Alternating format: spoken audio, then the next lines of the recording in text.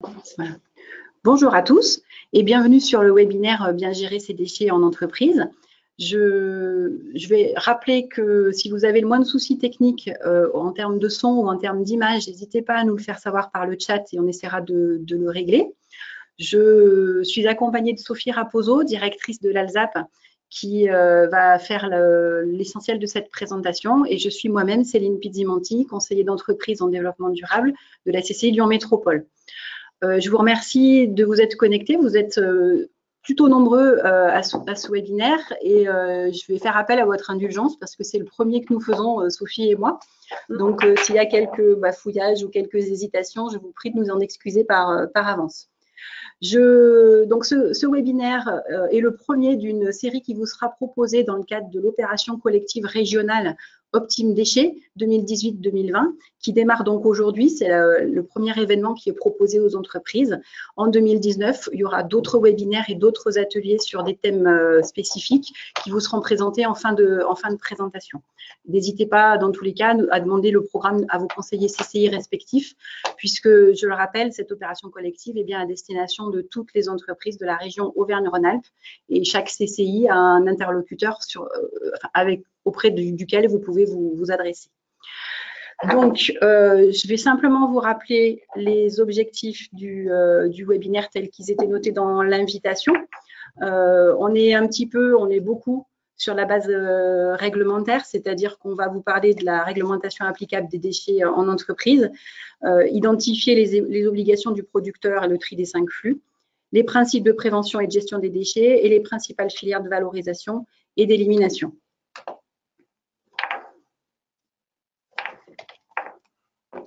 Je laisse la parole à Sophie.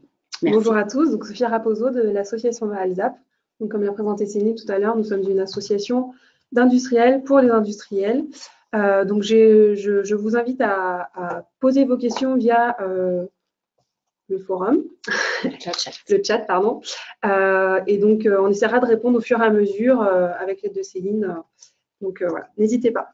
Donc, tout d'abord, pour remettre les choses dans leur contexte, qu'est-ce qu'un déchet? Donc, un déchet, donc, il y a une définition qui est… ça ne marche pas, fixée dans le Code de l'environnement et qui dépend d'une directive européenne. Donc, un déchet, c'est donc toute substance ou tout objet, ou plus généralement tout bien meuble, dont le détenteur se défait ou dont il a l'intention ou l'obligation de se défaire. Et donc, cela, peu importe sa valeur économique. Donc, un déchet peut avoir une valeur positive, une valeur nulle ou une valeur négative, c'est-à-dire qu'il nous coûte de l'argent pour le faire éliminer, pour le faire traiter convenablement. Donc, un déchet, ce n'est donc pas un sous-produit, donc il faut bien faire la distinction entre les deux. Un sous-produit doit répondre à un certain nombre de critères qui vous sont listés sur la diapositive juste devant vous. Donc, ce qu'il faut retenir, c'est qu'en fait, un sous-produit, c'est quelque chose que vous allez pouvoir réemployer pour le même usage ou un usage similaire de l'usage d'origine, sans avoir besoin de faire un traitement préalable de ce sous-produit. Et ce sous-produit, il doit continuer à respecter les réglementations sur les produits d'une manière générale. Donc, si c'est un emballage que vous réutilisez, il doit respecter la réglementation sur les emballages. Il doit également respecter les dispositions relatives à REACH, donc sur la concentration de certaines substances dans les emballages et les autres produits. Donc voilà, donc j'insiste, hein, n'hésitez pas à poser vos questions, à nous dire d'aller un peu moins vite, etc. Donc par ailleurs, ce qu'il faut retenir aussi, c'est qu'on peut avoir un déchet qui sort de son statut de déchet. Donc un déchet peut finalement ne plus être un déchet. Donc pour cela, il doit passer par l'étape de ce qu'on appelle la sortie du statut de déchet. Et donc, contrairement au sous-produit, pour sortir du statut de déchet, un déchet doit faire l'objet d'un traitement spécifique. Donc, il doit avoir suivi une opération de valorisation, d'accord, soit dans une installation soumise à autorisation, enregistrement ou déclaration au titre de la nomenclature des installations classées pour la protection de l'environnement, les ICPE, ou au titre de la nomenclature IOTA. Donc, la nomenclature IOTA, c'est couramment appelé la nomenclature eau. Donc, ce sont toutes les activités qui peuvent avoir un impact sur l'eau, qui relèvent d'une nomenclature également en parallèle à celle des ICPE. Et donc, pour sortir du statut de déchet, il faut également respecter un certain nombre de critères qui correspondent plus ou moins aux critères du sous-produit, notamment le respect de la réglementation générique sur les produits. Donc, je rappelle bien la réglementation REACH. J'insiste parce qu'effectivement, quand on sort du statut de déchet, il faut être capable de déterminer, quand il s'agit d'un article, toutes les substances que peuvent contenir cet article et savoir si on est supérieur ou pas à certains seuils pour les restrictions, les autorisations REACH, etc. Donc, ça peut être assez contraignant de sortir du statut de déchet. Et ce qu'il faut savoir, c'est qu'en fait, on a tout un cadre qui est fixé par des règlements européens ou des arrêtés nationaux français qui listent pour chaque matériau, donc pour les plastiques, pour les métaux, quels sont les critères pour pouvoir sortir du statut de déchet. Donc, c'est vraiment bien cadré. Donc, ensuite, un déchet, ce qu'il faut savoir, c'est qu'on peut parler de plusieurs types de déchets. Et donc, la responsabilité du producteur du déchet, c'est de bien déterminer quel type de déchet il a produit. Donc, on peut le définir par sa nature. Donc, il s'agit soit d'un déchet dangereux, soit d'un déchet non dangereux. Donc, j'insiste sur les déchets dangereux. La définition, elle n'a pas évolué depuis 2008. Par contre, historiquement, c'est donc la liste des critères de dangerosité qui permettent de définir si on est sur un déchet dangereux ou pas. Elle était fixée dans une annexe du Code de l'environnement. Depuis l'année dernière, on vous renvoie directement vers la directive européenne. Donc maintenant, c'est la directive européenne qu'il faut suivre et plus spécifiquement l'annexe du Code de l'environnement. Donc, dans la famille des déchets non dangereux, dans la partie législative du Code de l'environnement, on a déjà quelques définitions de types de déchets non dangereux. Donc, il y a bien les déchets inertes. Donc, c'est tous les déchets qui ne vont pas subir de modifications physiques, biologiques, chimiques, qui ne sont pas biodégradables et donc ils ne sont pas susceptibles d'entraîner des atteintes à l'environnement ou à la santé humaine parce que justement, ils ne réagissent en aucun cas. Voilà. Donc, typiquement, dans les déchets inertes, on a souvent les déchets du BTP. Donc, j'attire votre attention sur le plâtre qui, lui, n'est pas un déchet inerte. Clairement, le plâtre peut réagir avec l'eau, avec les acides. Donc, ce n'est pas un rejet dans cette catégorie-là. Une autre famille de déchets non dangereux qui est clairement identifiée dans le Code de l'environnement, donc ce sont les biodéchets. Donc, ce sont tous les déchets biodégradables de jardins, de parcs, mais aussi les déchets non dangereux alimentaires. Et donc, il y a maintenant, depuis quelques temps, depuis 2012, une réglementation bien spécifique sur la gestion des biodéchets en entreprise. Donc, j'en parlerai un petit peu plus tard, donc n'hésitez pas, toutefois, si vous avez des questions. Et donc, une des dernières familles qui est apparue, ce sont les CSR, les combustibles solides de récupération. Donc là, ça va beaucoup plus intéresser les gestionnaires de déchets, surtout les installations, les centres de tri, etc. Donc, c'est vraiment la fraction non fermentescibles des déchets non dangereux solides. Donc, on retrouve du papier, du plastique, etc., qu'on va pouvoir valoriser de manière énergétique à travers une installation de combustion qui doit être classée au titre d'une rubrique bien spécifique, qui est la rubrique 2971.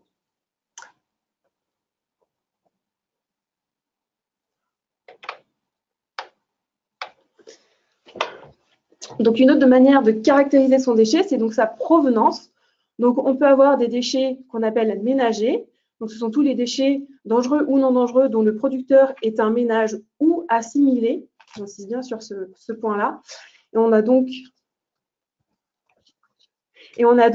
les déchets d'activité économique. Donc, tous les déchets dangereux ou non dangereux dont le producteur initial n'est pas un ménage. Donc, ça peut être un commerce, ça peut être effectivement une entreprise industrielle ou non. Donc là, on voit qu'on a une question.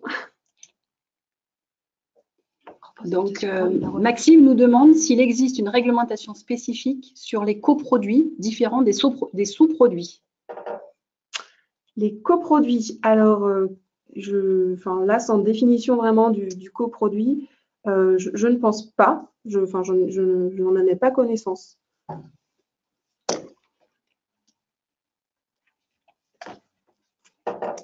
C'est tout nouveau pour nous. Alors, n'hésitez pas à approfondir votre question. Enfin, quand vous parlez de coproduit, qu'est-ce que vous ciblez exactement? Et donc, une question également qui est à se poser pour bien s'orienter sur ces choix de gestion des déchets, c'est quand vous avez un déchet, est-ce qu'il s'agit d'un déchet ultime? Pourquoi? Parce qu'aujourd'hui, en France, et en Europe normalement. Seuls les déchets ultimes, donc qui ne sont plus susceptibles d'être valorisés dans les conditions technico-économiques du moment et dont on ne peut plus extraire la partie valorisable ou réduire le caractère dangereux. Donc ces déchets-là sont les seuls qui sont autorisés à intégrer des centres de stockage, donc ce qu'on appelle les centres d'enfouissement de déchets. Les autres déchets ne sont pas censés aller vers ces centres d'enfouissement s'ils sont valorisables. Et si vous envoyez malgré tout des déchets vers ces centres d'enfouissement, vous allez payer une prestation beaucoup plus chère que si vous aviez fait une prestation de valorisation. Donc, bien déterminer à quel niveau de dégradation on est sur ce déchet. Donc là, un petit résumé en images. Donc, d'une manière générale, tout le monde génère des déchets. Tout le monde génère des déchets dangereux. Donc, ce n'est pas la panacée des entreprises industrielles. Les ménages génèrent des déchets dangereux, ne serait-ce que par les produits d'entretien qu'ils utilisent. Ce sont des déchets qui sont considérés comme dangereux. Les collectivités génèrent également des déchets dangereux. Les hôpitaux, etc. L'industriel génère également ce qu'on appelle des déchets ménagers et assimilés. Donc, sont assimilés à des déchets ménagers tous les déchets qui proviennent de produits qui ont été distribués via la grande distribution. Donc, typiquement, si vous avez acheté des piles via un système de grande distribution, donc une grande enseigne, voilà, un centre commercial, etc. Donc, les déchets qui sont générés de ce produit sont considérés comme des déchets ménagers assimilés. Voilà. Donc ça a un impact sur les filières de gestion des déchets qu'on pourra mettre en place par la suite.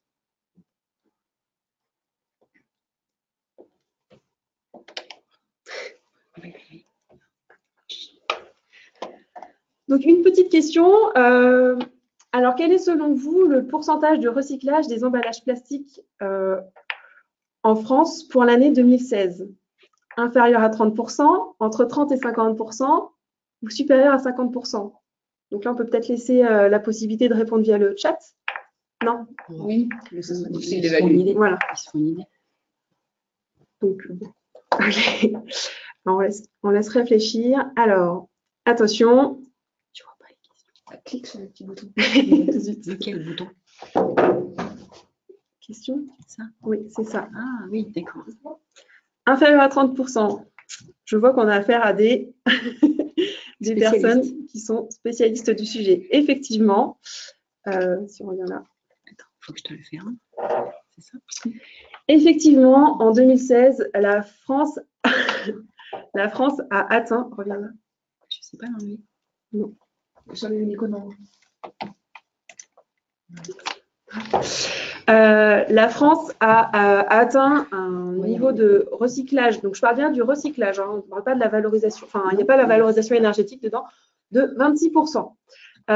Donc, c'est assez inquiétant pour la France et donc pour les citoyens qui vont payer les amendes pour les États qui ne respectent pas cette réglementation, puisque on a une directive qui a été publiée cet été qui est venue refondre en grande partie la directive cadre sur les déchets, la directive de 2008, et qui est venue fixer de nouveaux objectifs pour 2025 et pour 2030 sur le recyclage des emballages de tout type et des emballages par flux.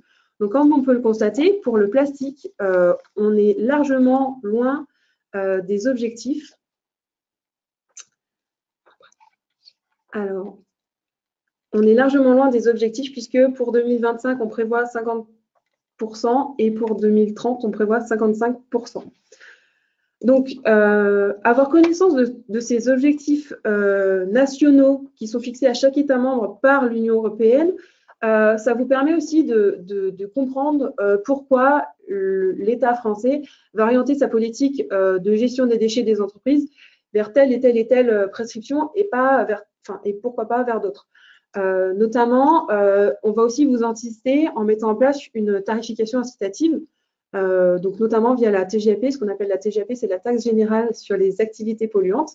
Donc, plus on va aller vers des systèmes moins vertueux en environnement, donc de l'incinération sans récupération d'énergie ou de l'enfouissement, plus la TGAP va être élevée. Donc, c'est une part de ce que vous payez à votre prestataire déchets.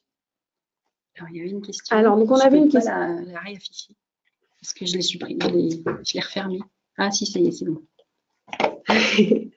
Non, mais j'ai pas la main.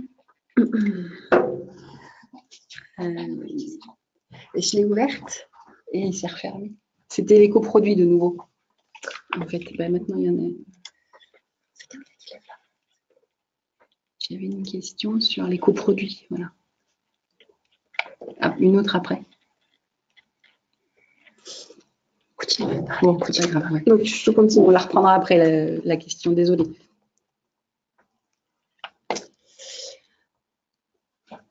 Alors, justement, en termes d'objectifs nationaux, je pense qu'il était important de vous rappeler que, en fait, la France a des objectifs en termes sur la gestion des déchets et sur la prévention de la production de déchets. Donc ça c'est très lié tout ça à respecter. Et donc, ce ne sont pas des objectifs que chaque entreprise devra respecter de manière individuelle, mais ce sont des objectifs qui permettent d'orienter la réglementation que l'État français publie et rend applicable à chaque citoyen ou entreprise, etc.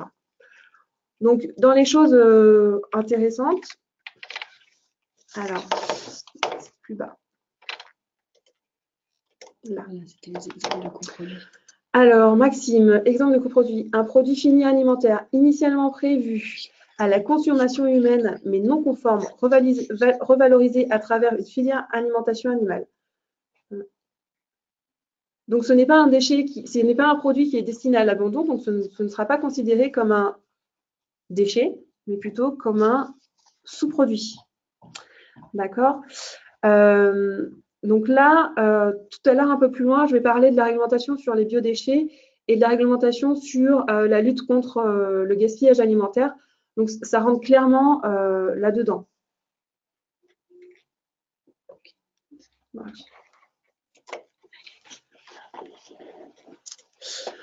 Donc, un des objectifs qui peut être intéressant à regarder, c'est donc l'objectif qui concerne les emballages plastiques, puisqu'il est prévu progressivement d'étendre les consignes de tri à l'ensemble des emballages plastiques sur le territoire national avant 2022, en vue de favoriser leur recyclage. Donc, au jour d'aujourd'hui, on a très peu de plastiques qui font l'objet de consignes de tri. L'objectif est clairement d'élargir à toute une famille de plastiques qui aujourd'hui ne sont pas triés et vont directement avec les ordures ménagères. Donc ça aura également un impact pour les entreprises et pour les metteurs sur le marché de produits emballés dans des matières plastiques. Donc vous pouvez voir aussi qu'il y a des objectifs qui concernent également la mise sur le marché. Donc là, on parle également de responsabilité élargie du producteur de produits. Donc celui-là, il devra bien intégrer la gestion des déchets qui seront générés par les produits qu'il a mis sur le marché. Donc il y a différentes familles de produits qui sont concernés. Et donc on entend de plus en plus parler d'économie circulaire, d'obsolescence, de lutte contre l'obsolescence programmée. Donc tout ça, ça fait partie des objectifs qui sont fixés par l'Union européenne à la France et que la France découle dans sa réglementation locale.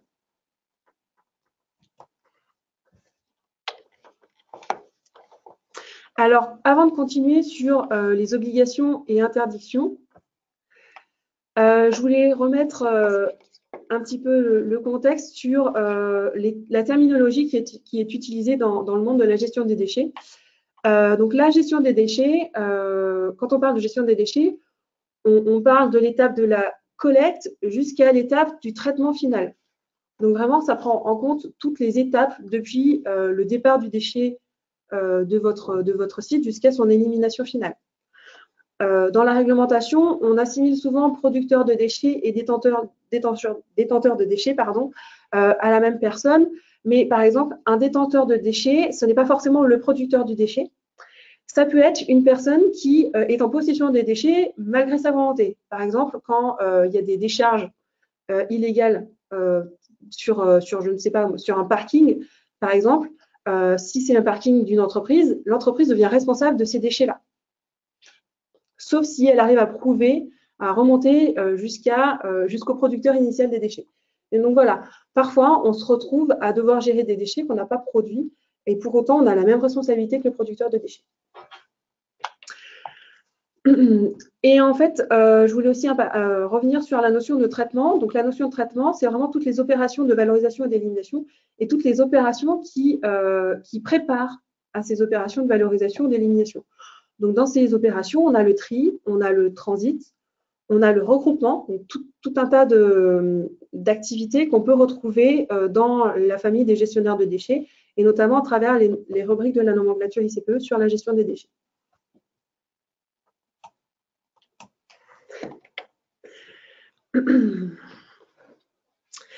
Alors, nouveau petit quiz. Selon vous, et d'après vos connaissances, où finit votre responsabilité en matière de gestion de vos déchets? Au moment où vous remettez vos déchets à un tiers, après l'élimination finale du déchet, ou bien dès que vos déchets ont quitté l'établissement? Alors, voilà, on vous laisse la parole. Doucement. Après. Ouais.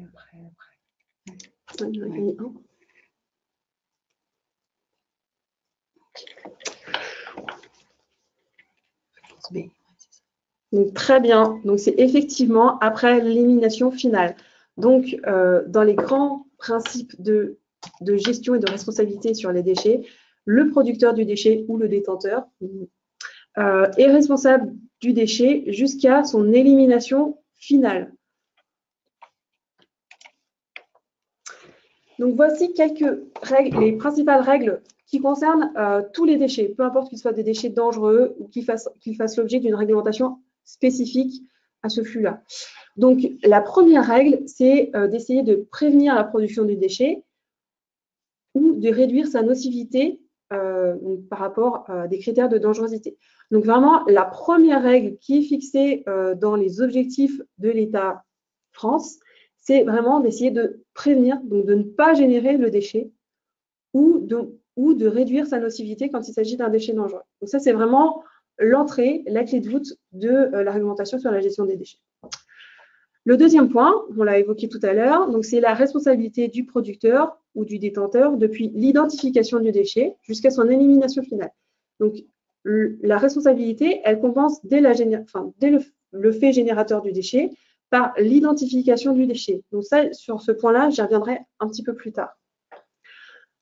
De plus, vous devez également assurer la traçabilité de vos déchets émis à travers un registre. L'interdiction d'abandonner des déchets, donc pour cela, il faut savoir que on peut aller jusqu'à 75 000 € d'amende et 1 an d'emprisonnement si vous êtes pris en train d'abandonner des déchets. Par ailleurs, les gendarmes sont habilités à attribuer des amendes s'ils voient quelqu'un jeter, je ne sais pas, un emballage ou un mouchoir sur la voie publique. Donc, c'est applicable avec des niveaux d'amende qui varient en fonction de l'infraction et de la personne qui est concernée. Mais les gendarmes ont ce pouvoir de police-là. Ensuite, d'une manière générale, vous serez également responsable de la conformité de la filière que vous allez choisir pour orienter votre déchet, depuis le transport jusqu'au traitement final, en passant par toutes les étapes de regroupement, etc., s'il y en a. Donc, dans le cadre de cette conformité, il y a plusieurs aspects. Tout d'abord, il y a le respect de la hiérarchie des modes de traitement. Donc, cette hiérarchie correspond à, en premier lieu, donc après la prévention, la préparation en vue de la réutilisation, le recyclage, les autres valorisations, notamment la valorisation énergétique, et in fine, dernier des derniers, l'élimination, c'est-à-dire l'incinération sans valorisation énergétique, par exemple, ou l'enfouissement, le centre d'enfouissement. Donc, quand vous faites vos choix d'orientation vers des filières de gestion des déchets, vous devez toujours vous positionner vis-à-vis de cette hiérarchie en essayant d'aller vers le plus haut, c'est-à-dire vers la réutilisation, le recyclage, la valorisation. Toutefois, vous avez la possibilité de déroger à cette règle-là si localement, vous avez un plan de prévention et de gestion des déchets qui vous impose le contraire, puisque là, c'est vraiment le document local qui fait foi, donc qui prime sur le reste. Et vous pouvez déroger à cette obligation si effectivement le fait d'envoyer, je ne sais pas, vers un site de valorisation qui se trouve à des milliers de kilomètres de vous générera donc plus d'effets négatifs sur l'environnement et la santé humaine que si vous l'aviez envoyé en valorisation énergétique à côté de chez vous. Clairement, là, on fait appel à votre bon sens écologique et par contre, vous devrez être capable d'apporter des justifications à l'administration si elle le demande. Donc, Angéline nous pose une question. Ce plan de prévention locale est rédigé par qui? Le plan de prévention. Alors, les plans de prévention locaux, ils ont des… en fait, historiquement, on avait des plans de gestion des déchets non dangereux qui étaient réalisés au niveau du département. D'accord? Et des plans de gestion des déchets dangereux qui étaient réalisés au niveau régional par la région. D'accord? Avec l'appui de toutes les parties prenantes, donc des représentants de l'industrie via les chambres de commerce, des représentants du monde des oiseaux, etc., de la nature, vraiment toutes les parties prenantes représentées. Il y a eu une grosse refonte qui date quand même de Ségolène Royal qui a imposé maintenant de passer sur des systèmes de plans de gestion des déchets au niveau régional et qui intègrent tous les déchets, qu'ils soient dangereux, non dangereux, que ce soit des déchets d'activité de soins ou des déchets du BTP, etc. Donc voilà, c'est la région maintenant qui gère cette obligation-là, avec des représentations de toutes les parties prenantes. Ok. Sachant que ces plans de prévention, ils s'imposent effectivement à vous quand vous êtes sur une région. Mais par exemple, si vous décidez d'envoyer des déchets vers une autre région, il faut d'abord vous assurer normalement que le plan de prévention de votre région autorise l'export de déchets et que le plan de prévention de la région vers laquelle vous envoyez votre déchet autorise l'export, l'importation de déchets. Donc, comme je vous l'expliquais tout à l'heure au préalable, une interdiction d'enfouir des déchets non ultimes et également une interdiction de brûler des déchets à l'air libre. Donc ça, c'est repris également dans tous les textes ICPE, que vous soyez sur de la gestion de déchets ou pas. On vous dit clairement interdiction de brûler des déchets à l'air libre. Il peut y avoir quelques exceptions qui sont elles aussi locales et ponctuelles pour éviter la propagation de certaines épidémies qui touchent les végétaux. Donc, ça, je pense que tout le monde, les chenilles, il y a une bactérie un petit peu en ce moment qui perturbe le système. Et alors là, vraiment, parfois, une obligation de débroussaillement pour éviter la propagation d'un incendie. Donc là, c'est vraiment en cas de propagation d'un incendie à l'approche en proximité d'une forêt ou d'une zone boisée. On combat le feu par le feu et on vous demande de débroussailler votre parcelle. Et à ce moment-là, dans l'urgence, vous avez le droit d'utiliser le feu. Mais c'est vraiment encadré par le SDIS, etc. Alors, nous avons une question de Pauline qui demande qui peut verbaliser l'entreprise en cas de déchets brûlés à l'air libre. Alors, la police locale, donc les gendarmes, la police municipale peut, et tous les inspecteurs de l'environnement, et également les inspecteurs du travail et les inspecteurs des douanes.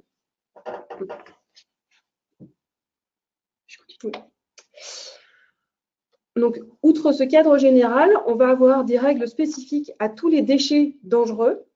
Donc, on a notamment des règles qui concernent l'emballage et l'étiquetage spécifique avec l'obligation de se positionner vis-à-vis de la réglementation ADR sur le transport de matières dangereuses. Une interdiction de mélanger les déchets dangereux de catégories différentes, les déchets dangereux avec des déchets non dangereux, ainsi que des déchets dangereux avec d'autres substances ou produits qui ne sont pas des déchets. Et donc ça inclut également la dilution. Donc si vous avez des bouts de peinture ou je ne sais quoi, il est interdit de les diluer à l'eau pour réduire l'endangerosité. Ça, c'est un point clé. Et donc, en matière de traçabilité, sur la gestion des déchets dangereux, vous aurez l'obligation de mettre un bordereau de suivi de déchets dangereux, ce qui n'est pas obligatoire pour les déchets non dangereux. Donc, également sur le déploiement, vous avez un point qui concerne le classement ICPE et les garanties financières. Ce qu'il faut bien prendre en compte, c'est que quand on est soumis à autorisation ICPE et qu'on est concerné par l'obligation de constituer des garanties financières, le fait d'avoir une certaine quantité de déchets non dangereux et de déchets dangereux Déjà, ça peut avoir un impact sur votre classement ICPE, parce que vous pouvez avoir des rubriques qui sont liées à ce stockage de matières dangereuses ou de matières combustibles. Et en plus, plus vous aurez de quantité de déchets présentes sur le site, plus le montant des garanties financières que vous devrez mettre de côté sera élevé, parce qu'il doit prendre en compte l'évacuation de tous les déchets et autres matières dangereuses. Et donc, en complément de ce cadre général, donc on est vraiment sur un entonnoir. On a d'abord les règles générales communes à tous les déchets. On a des règles spécifiques qui concernent tous les déchets dangereux.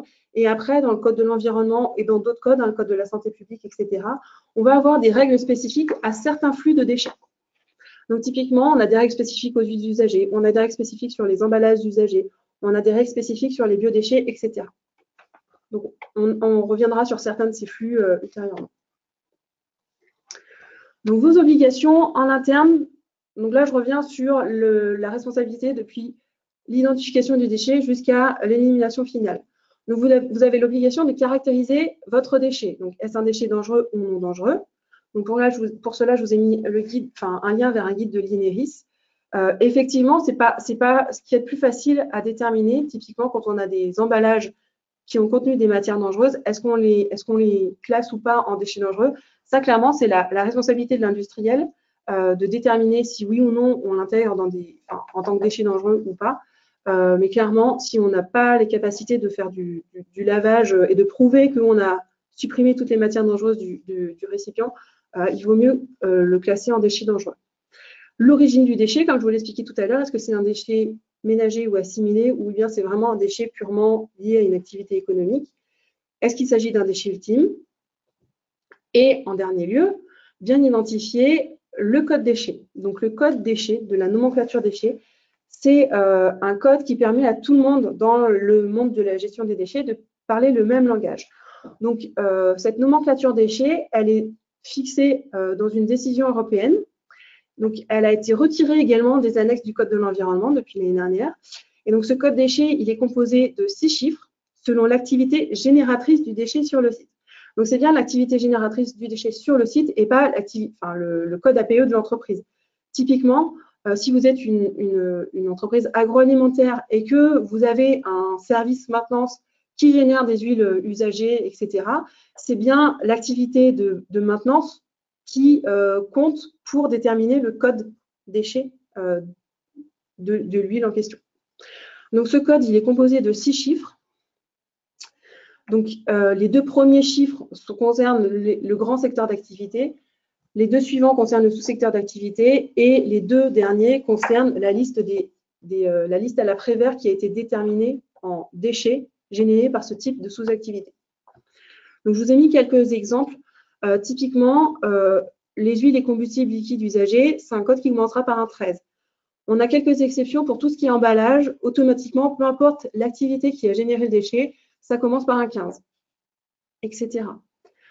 Donc là, on peut reconnaître les déchets dangereux directement, puisque à la fin du code à 6 chiffres, vous aurez un astérix.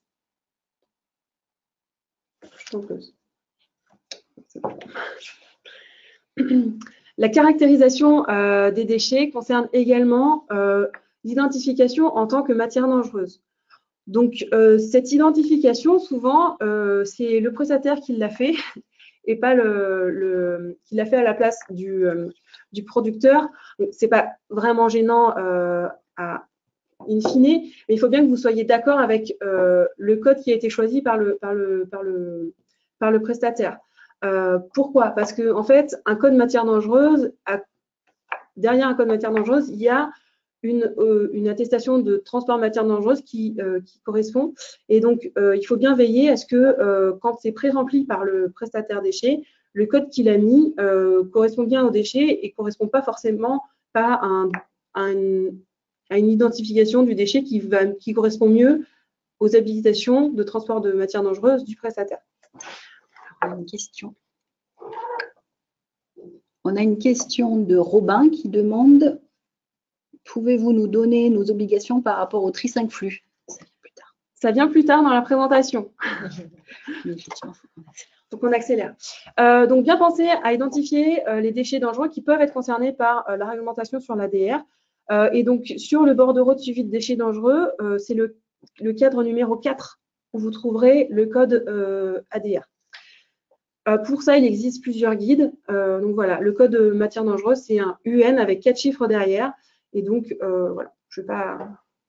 Donc, attention à quelques réglementations spécifiques. Donc, comme je vous l'expliquais tout à l'heure, il y a des réglementations spécifiques pour certains flux qui peuvent impacter les conditions d'emballage et d'étiquetage du déchet. Donc, typiquement, pour les dasseries, il y a toute une réglementation un peu spécifique sur les emballages de ces déchets-là. Donc, les dasseries, c'est les déchets d'activité de soins. Donc, bien penser à l'entreposage de vos déchets sur votre site de production. Donc, le respect du bon sens écologique, hein, clairement, on évite de les stocker à même le sol avec des possibilités d'infiltration d'éventuelles substances dangereuses dans les sols. Il faut respecter les incompatibilités chimiques. Donc, typiquement, on ne mélange pas comburant et inflammable. Ça coule de source, mais il faut quand même le rappeler. Ça marche aussi pour vos bouteilles de gaz, hein, je vous le dis. Interdiction de mélange et de dilution des déchets dangereux. Donc, dans la gestion des déchets, comment vous entreposez vos déchets sur votre site, il faut bien veiller déjà à respecter cette obligation de tri et d'interdiction de mélange de différentes catégories de déchets dangereux. Ensuite, en fonction de la quantité de déchets que vous stockerez sur votre site avant l'enlèvement, il se peut que vous ayez des rubriques ICPE qui, du coup, apparaissent dans votre liste de rubriques ICPE. Donc, notamment pour tout ce qui est biomasse ou bois, si vous stockez énormément de déchets de bois, de palettes ou autres déchets de bois, vous pouvez être concerné par la rubrique 1532 qui est classée à déclaration à partir de millimètres cubes. Pour tout ce qui est déchets dangereux, donc c'est toutes les rubriques 4000 qui concernent les matières dangereuses. Et comme je vous l'ai expliqué tout à l'heure, la capacité de stockage de déchets, d'entreposage de déchets dangereux sur votre site doit être intégrée dans le calcul de vos garanties financières et fait partie des choses qui seront contrôlées par l'inspection si un jour il vient sur votre site et que vous êtes en dessous du seuil de plafonnement pour les garanties financières. Si vous êtes inférieur à 100 000, vous n'avez pas l'obligation de constituer ces garanties financières. Effectivement, donc l'administration va enregistrer que vous êtes en dessous de ce seuil de 100 000 parce que vous prévoyez de n'avoir sur votre site que tant de déchets dangereux, tant de déchets non dangereux. Et elle peut vérifier lors d'une inspection que vous respectez bien ces seuils-là, auquel cas votre calcul des garanties financières n'est pas bon. Et donc là encore, sur l'entreposage sur le site de production, il faut bien faire attention aux réglementations qui sont spécifiques à certains déchets et aux prescriptions de vos arrêtés de prescription sur les ICPE.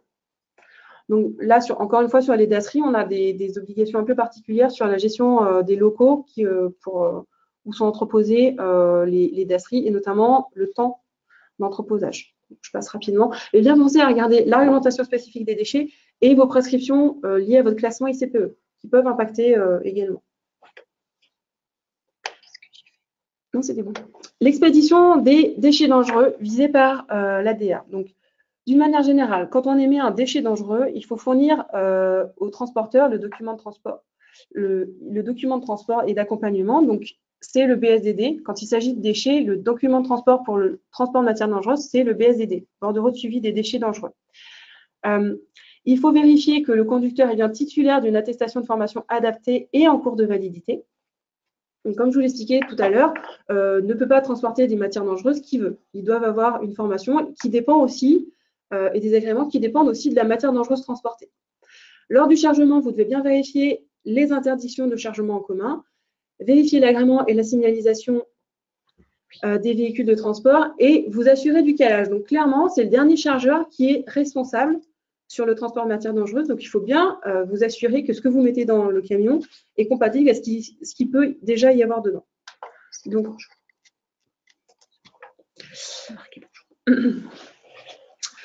Donc, la notion de conseiller la sécurité, elle dépend effectivement de la quantité de déchets que vous êtes susceptible d'évacuer à un instant T. Donc là, il faut bien vérifier, en fonction des matières du nom des matières dangereuses, quel est le seuil d'évacuation que vous êtes autorisé à émettre sans avoir de conseiller à la sécurité. Donc Pierre nous pose une question concernant le statut du broyat de bois. Peut-on le déposer ou le stocker sur un espace public sans autorisation? Non. Je dirais non comme ça. Donc, typiquement, le bois, tout ce qui est bois, ça fait l'objet de, pour une sortie de statut de déchets, ça fait l'objet d'un règlement européen spécifique.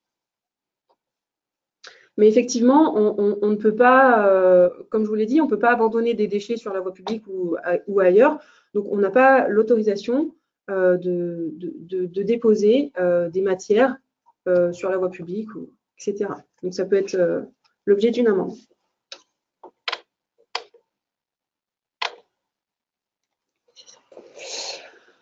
Alors, j'ai déjà répondu à la question. Le registre de suivi des déchets est-il obligatoire pour tous les types de déchets d'entreprise? Déchets dangereux, déchets non dangereux?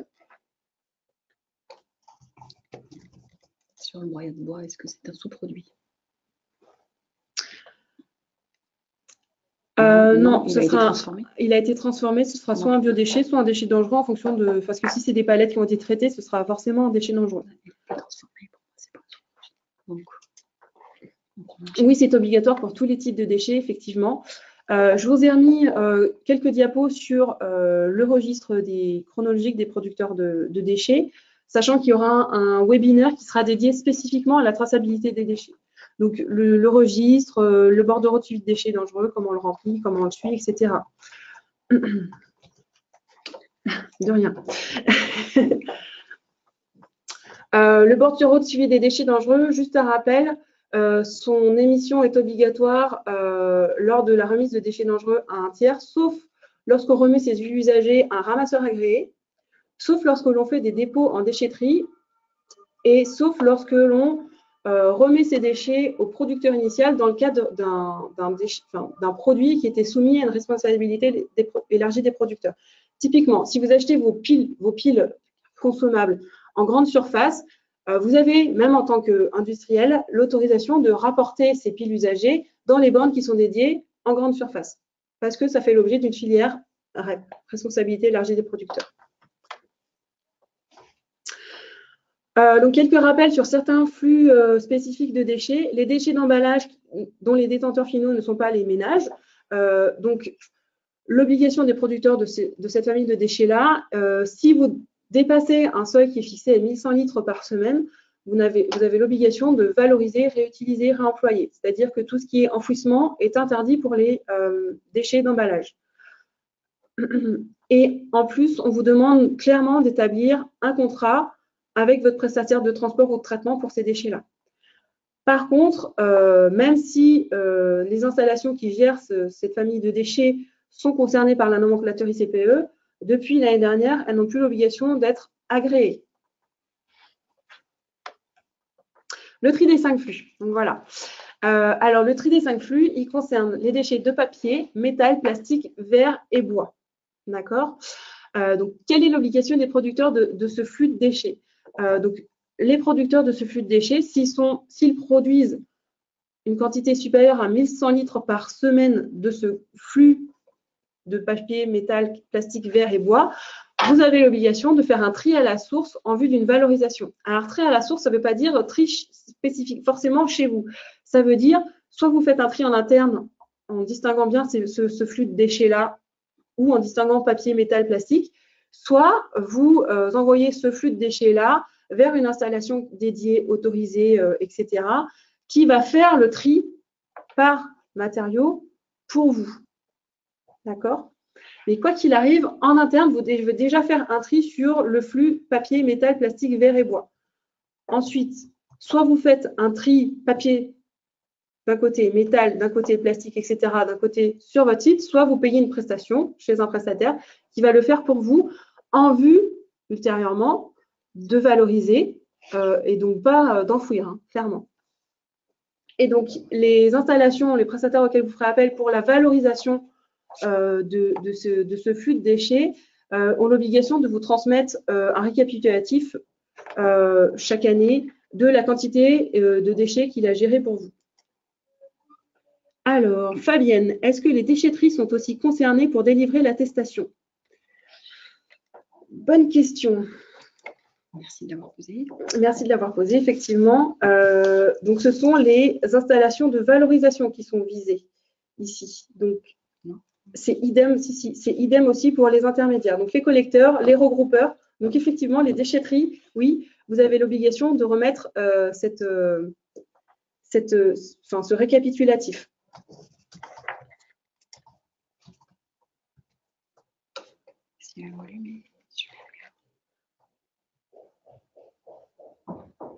Alors, nous avons plusieurs questions de Robin. Si le volume est supérieur, avons-nous quand même l'obligation de trier ces 5 flux? Donc, l'obligation à partir de 1100 litres, c'est de distinguer ce flux de papier, métal, enfin global, hein, papier, métal, plastique, verre et bois, des autres flux de déchets. Voilà.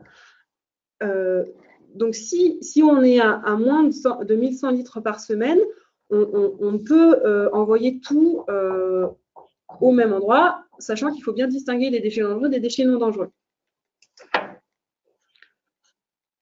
Alors, dans le papier, est-ce qu'on incorpore le carton? C'est la diapositive d'après. Oui. Donc, dans le papier, effectivement, on incorpore le carton. D'accord. Et en plus, on a un échelon inférieur qui concerne les déchets de papier de bureau. Donc là, les déchets de papier de bureau, c'est vraiment imprimé papier, déchets de livres, publications, etc. Donc, il n'y a pas le carton là.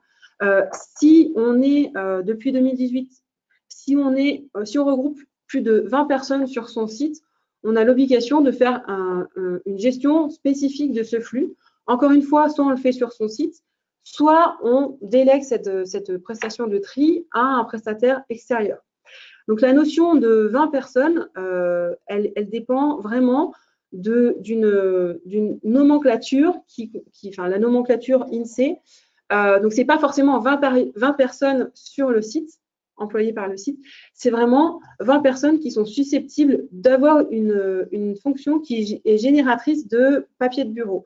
Donc là, ça vous renvoie vers une nomenclature qui est la PSE 2017, où vous avez la liste des métiers, des professions qui sont générateurs de papier. C'est revenu. Okay. Alors, les biodéchets. Donc ici, on parle de tout ce qui est biodégradable, donc jardin, parc, tous les déchets alimentaires, de cuisine, de restaurants, de restaurants d'entreprise également, à l'exclusion des sous-produits animaux qui ne sont pas officiellement considérés comme des déchets, mais qui relèvent d'une réglementation bien spécifique.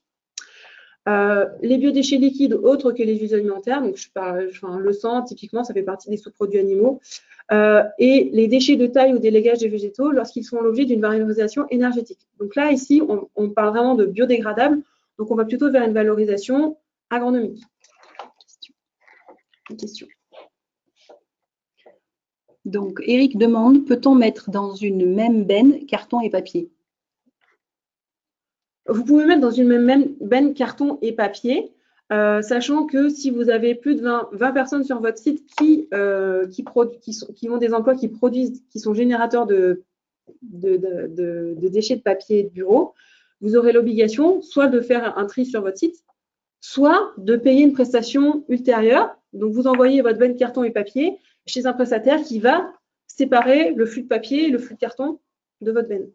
Et on avait avant une question de Marie qui demandait pour le compte des collectivités, des collectivités qui font des collectes en multimatériaux et qui trient en centre de tri et qui n'ont pas la possibilité de fournir une attestation aux entreprises sur le flux papier seul. Est-ce que cela signifie que la collecte sélective en redevance spéciale n'est pas conforme au tri 5 flux? Non. Comment dire, la réglementation sur le tri des 5 flux, elle s'applique effectivement aux entreprises et aux administrations. Par contre, faudrait vraiment que je regarde clairement ce qui concerne la collecte par les collectivités. Effectivement, normalement, si l'entreprise est en dessous de 1100 litres par semaine, elle n'est pas soumise à cette obligation-là.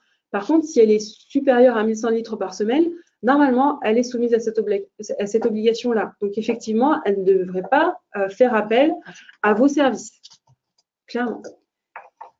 Et donc, on a une autre question de Karine sur les filières qui existent pour les déchets alimentaires de la restauration. Alors, on ne va pas avoir le temps de la traiter là, mais sachez que sur la partie Optime déchets régionales, dans l'opération collective, il y a un volet spécifique biodéchets et déchets alimentaires. Et c'est des questions qu'on pourra traiter à ce moment-là. Mais effectivement, aujourd'hui, ça va être un petit peu compliqué. Je ne suis même pas sûre qu'on ait le temps de vous dire tout ce qu'on avait à vous dire. Donc, juste sur les biodéchets, donc il y a une obligation de tri à partir du moment où on émet plus de 60 litres par an d'huile alimentaire ou 10 tonnes par an de biodéchets autres que les huiles alimentaires. Donc là, l'obligation, c'est vraiment une valorisation biologique et pas une valorisation énergétique, hein, clairement. Et donc, à retenir, c'est que pour ceux qui ont un restaurant d'entreprise mais qui ne génèrent pas plus de 10 tonnes par an, de toute façon, à partir du 1er janvier 2025, ces seuils, 60 litres par an d'huile alimentaire et 10 tonnes par an d'autres biodéchets n'existeront plus. Donc, il faudra mettre en place une valorisation biologique pour le premier gramme de biodéchets générés. Donc, en ce qui concerne la lutte contre le gaspillage alimentaire, donc cette réglementation est assez récente.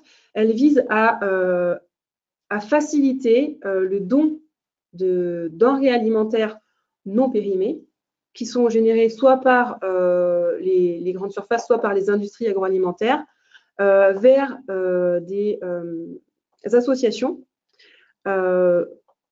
pour ne pas envoyer ces matières qui sont encore consommables en déchets.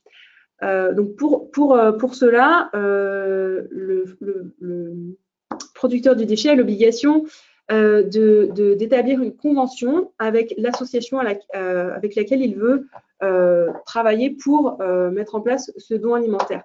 Et quoi qu'il arrive, le distributeur du secteur alimentaire, il n'a pas le droit de rendre ces matières encore consommables, impropres à la consommation, donc typiquement en mettant de la javel dessus ou ce genre de choses. Donc ça, maintenant, c'est clairement interdit par la loi.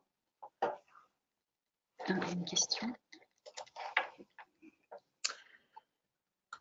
Bon, c'est une réponse. À partir du 31 décembre 2023, l'obligation de tri pour les biodéchets, directive européenne de juin ou de juillet 2018. Ok. Ça a été changé. Merci. Oui. Merci. Mais cette directive, elle est applicable à partir de 2020. Hop. À qui confier mes déchets? Donc, vous pouvez les confier à la collectivité si elle accepte de les prendre, quoi qu'il arrive, au-delà de 1100 litres par semaine. Ça devient très compliqué pour elle et pour vous de respecter vos obligations réglementaires en passant par ce système. Vous pouvez avoir accès aux déchetteries. De plus en plus maintenant, ce sont les déchetteries professionnelles qui acceptent les déchets des professionnels. Donc, c'est intéressant pour les petites structures qui n'ont pas des flux de déchets qui sont assez intéressants économiquement pour les prestataires privés. Donc, les autres prestataires privés de gestion des déchets, on les connaît tous. Et donc, quand votre déchet provient d'un produit qui est soumis à une responsabilité élargie du producteur, vous pouvez faire un retour au fabricant distributeur de ce produit. Donc, comme je vous l'expliquais tout à l'heure pour les piles. On passe. Donc, tout à l'heure, je vous parlais de la TGAP, taxe générale sur les activités polluantes. Donc, cette TGAP, elle varie en fonction des déchets traités et du mode de traitement. Et comme je vous l'expliquais tout à l'heure, on a les lois de finances qui insistent de plus en plus pour pénaliser les modes de traitement qui sont en bas de la hiérarchie des modes de traitement, c'est-à-dire l'enfouissement et l'incinération sans valorisation énergétique. Donc, et plus on va mettre des déchets valorisables vers le bas de cette hiérarchie des modes de traitement, plus on aura une augmentation de cette TGAP-là. Alors, la conformité des filières. Donc, pour tout ce qui concerne le transport de déchets, ce qu'il faut savoir, c'est que pour les transporteurs qui transportent plus de 500 kg par chargement de déchets non dangereux ou 100 kg par chargement de déchets dangereux, ces transporteurs-là ont l'obligation de faire une déclaration en préfecture. Et donc, vous, pour prouver que vous faites appel à un prestataire de transport qui est conforme, vous devez demander la copie du récépissé de cette déclaration en préfecture, sachant qu'elle n'est valable que 5 ans. Donc, il faut bien mettre en place un suivi des dates de validité pour tous vos transporteurs de déchets pour bien pouvoir prouver en cas de contrôle que vous faites appel à une filière conforme en matière de transport de déchets.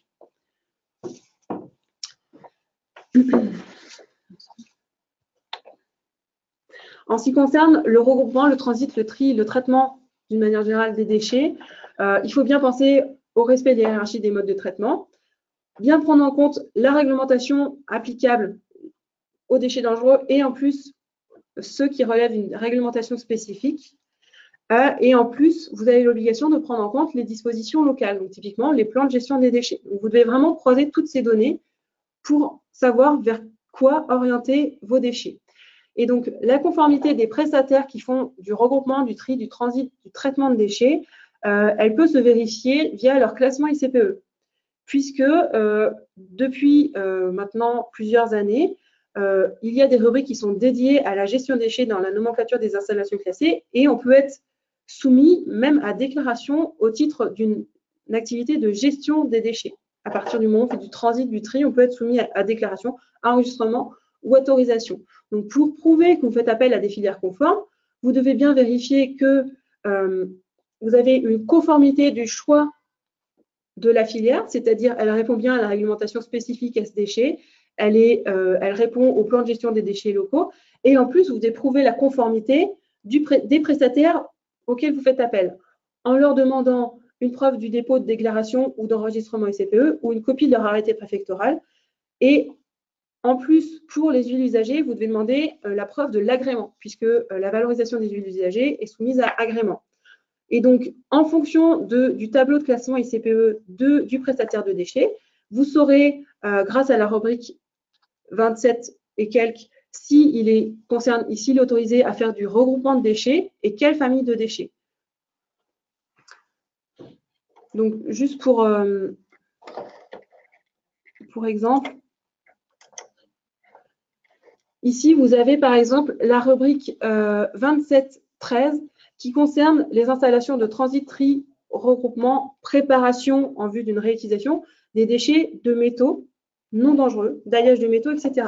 Donc, typiquement, quand vous êtes sur du tri 5 flux et que vous avez fait votre tri des métaux sur votre site, vous pouvez envoyer votre déchet directement vers un site de valorisation ou si vous n'avez pas fait le tri sur votre site, vous avez l'obligation d'envoyer vers un site de tri qui le fera pour vous.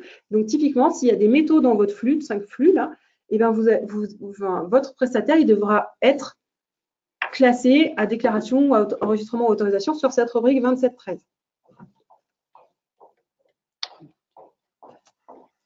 Hop. Donc, on finit sur la responsabilité élargie des producteurs. Donc, pour certaines familles de produits, les producteurs, donc ceux qui mettent sur le marché les produits en question, ont l'obligation de prendre en compte et de gérer la gestion des déchets qui sera générée par l'utilisation de ces produits. Donc, soit ils mettent en place collectivement cette obligation via des éco-organismes, donc typiquement éco-emballage pour les emballages, par exemple, soit vous mettez en place des systèmes individuels qui sont propres à votre entreprise.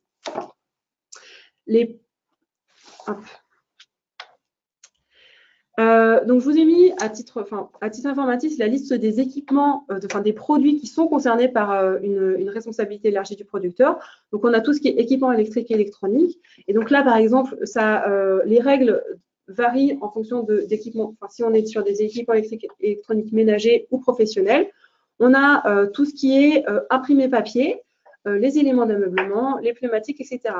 Toutes ces familles de produits font l'objet d'une obligation faite au producteur de prendre en charge, ou soit lui-même, soit collectivement via un éco-organisme, la gestion des déchets qui seront générés par les utilisateurs des produits qu'ils ont mis sur le marché. Alors, comme on est un petit peu en retard, on va essayer de terminer. Alors, je vais faire très, très vite sur la partie filière, mais vous aurez dans le support la totalité des cartes, notamment qu'on avait proposées. Donc, clairement, en entreprise, ce qui est intéressant, il est intéressant, vous l'avez compris, d'essayer d'éviter de produire le déchet. On est bien d'accord que tout déchet qui n'est pas produit, c'est celui qui coûte le moins cher. Donc, effectivement, vous avez les bénéfices écologiques, humains et économiques. Quand vous calculez le coût complet de vos déchets et pas seulement le coût de gestion, on peut se rendre compte que on multiplie par plus de 3 et quasiment des fois 100 fois le coût global, parce que quand vous avez produit le déchet, ça veut dire qu'au départ, votre barre de métal, vous l'avez travaillée, donc il y a de la valeur ajoutée qui disparaît aussi si même si votre barre elle est rachetée par votre prestataire de récupération de métaux. On aura, dans le cadre d'Optime Déchets, des ateliers et des webinaires sur le calcul des coûts complets. Alors, je vois qu'il y a une question. Pour info, une REP pour les cartouches d'encre, oui, en plus. Oui, qui va arriver, mais qui n'est pas encore… Oui, c'était un complément d'information. Il y en a qui suivent encore, c'est intéressant. Donc, dans le support, on vous a mis très rapidement des chiffres clés et des cartographies. Moi, je vais terminer là-dessus parce que je ne peux pas exploser le délai non plus. Donc, vous avez un site qui s'appelle Syndra, que vous connaissez peut-être, sur lequel vous pouvez trouver tout un tas d'informations, notamment sur les prestataires, et qui a été mis à jour sur les données 2017 pour toute la région Auvergne-Rhône-Alpes, puisqu'avant, il ne traitait que de Rhône-Alpes. Donc, je vais vous les présenter, je vais les faire défiler très, très vite. Je voulais vous montrer au moins les cartes. Donc, vous avez la carte des centres de tri et de transfert avec toutes les adresses, bien sûr. Là, c'est très peu lisible, hein, mais vous avez les points qui correspondent. Vous avez la carte des incinérateurs et cimenteries. Donc, on voit que le Cantal, la Haute-Loire et la Loire sont les 3 départements d'Auvergne-Rhône-Alpes qui n'ont pas d'incinérateur. Mais par contre, à l'inverse, c'est des départements qui ont des centres de stockage de déchets ultimes, ce qui n'est pas le cas, par exemple, des départements Savoie et Haute-Savoie. Voilà, donc je vous ai mis les liens. Si vous avez des questions, encore une fois, n'hésitez pas à revenir soit vers nous, soit vers vos conseillers CCI locaux, parce que ils connaissent les prestataires locaux et ils pourront aussi vous orienter sur le site Syndra dont je vous parlais, pour lequel vous avez également les liens. Merci à vous. Et donc, pour terminer, on va vous demander juste 2 minutes. Quand vous allez clôturer ce webinaire, vous avez un petit questionnaire de satisfaction qui va s'ouvrir. N'hésitez pas à nous le compléter pour qu'on puisse s'améliorer. Effectivement, déjà la gestion du temps. Et puis, si vous avez d'autres remarques, il n'y a pas de souci. Encore merci à tous de votre participation. Merci. Et à bientôt. Attends, il ouvre encore. Je sais.